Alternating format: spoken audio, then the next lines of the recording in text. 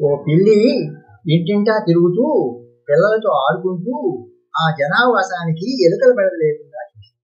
ఆ సేవల కోసం ఏ ప్రతిఫలము ఆశించలేదు. ఎవరైనా కాసిన్ని పాలు పోసే తాగడం, అన్నం పెట్టే తేడం తప్ప. ఒకరోజు తరుముకొస్తున్న కుక్క నుండి తప్పించుకుని ఓ మాంత్రికుని ఇంట చేరి అతని వద్ద స్వాం స్వం అనే మంత్రబలంతో కుక్కగా మారి ఓ ఇంటి కాపలా కుక్కగా బానిసగా విశ్వాసంగా పనిచేసే ఉద్యోగంలో చేరింది.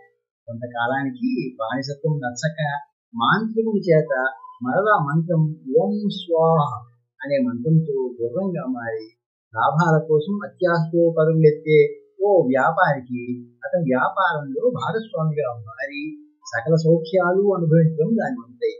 కొంతకాలానికి ఆ వ్యాపారితో భాగస్వామ్యం నచ్చక మరో మంత్రం దౌహ్ క్రౌహ్ సాయంతో తోడేలుగా మారి దోచుకోవడము, దోపిడీకి అడ్డొస్తే చంపడానికి కూడా వెనుదీయని ఆటవికుడుగా మారిపోయింది.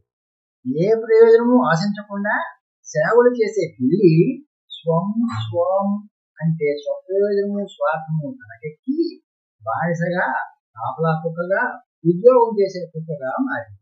ఆ పైన ఓం స్వాం అంటే వంచనా స్వార్థం మంత్రంగా, ఆర్జన అత్యాశ ప్రేరణగా, పరుగులెత్తే దూరంగా వ్యాపారిగా మారింది.